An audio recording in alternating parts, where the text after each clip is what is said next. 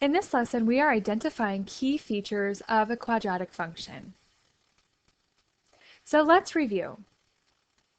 Given the function y equals x squared and a table of values where we have the x values -3, -2, -1, 0, 1, 2, and 3.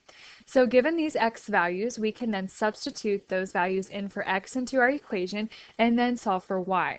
So if we were to have -3 squared, that would be the same as -3 times -3, which would give us a value of 9 for y. -2 times -2 would give us a y value of 4.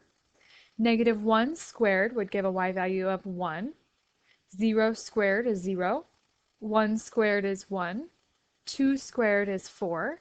And 3 squared is then 9.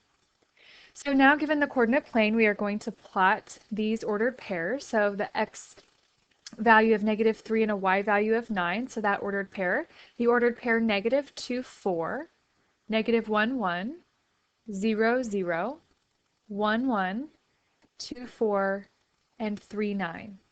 And so now we can see that this shape forms our parabola.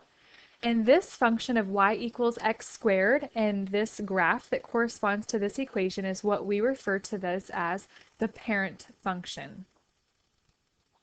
So given this graph and the equation y equals the quantity x minus 4 squared, we are then going to identify the vertex, the axis of symmetry, whether the parabola opens up or down, the horizontal translation, and the vertical translation.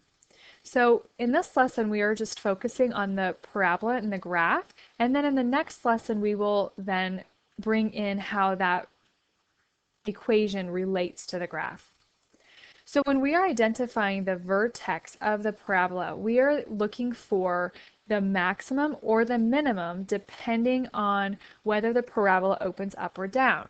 So we can see that the vertex is where the parabola starts changing direction, and so it's going to be in the kind of that middle of our parabola. So the vertex is located at the point 4, 0. Our axis of symmetry is that vertical line that goes through the vertex of a quadratic equation. And this kind of shows the two sides of the parabola that look like the mirror image of each other. So that's why we call that our axis of symmetry, which happens at x equals 4. This parabola, we can see it opens up. And then based on our parent function, which we graphed previously, we are then going to compare the parent function to this function, which is graphed in orange. So we are then going to identify if this has a horizontal translation. So does it move to the right or to the left? And so we can see then that the parent function moves to the right 4. So that is our horizontal translation. So now that we can see the overlay of the parent function and this function, we can see that there is no vertical translation. So it doesn't shift up or down. So let's look at another parabola. And this is the equation y equals -x squared minus 2. So we are looking for the same pieces of information. So the maximum or minimum of the parabola. So in this case, it's a maximum value here for our vertex. So that is at the point 0, -2. Our axis of symmetry, remember that it says it goes through our vertex. So that is at x equals 0. Based on our parent function that starts opening up, this parabola opens down. And so we've already flipped our parabola. And so now we need to see if it shifted to the right or to the left. And so this has no horizontal translation. And then comparing the vertical translation, we can see from our parent function that this moves down 2. So given this graph and the function y equals the quantity x minus 1 squared plus 2, we can see that our vertex is at a minimum value, which is located at the point 1, 2.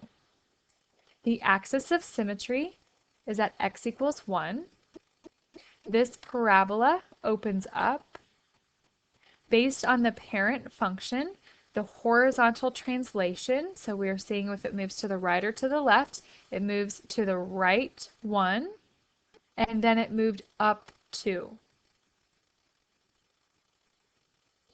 And looking at this parabola, which is the equation y equals negative, and in parentheses x plus 4, that quantity squared minus 2, we can see that our vertex is at a maximum value, which is at the point negative 4, negative 2.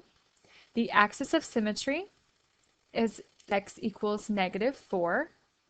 This parabola opens down. And then based on the parent function, the horizontal translation is that it shifts to the left 4 and then down 2.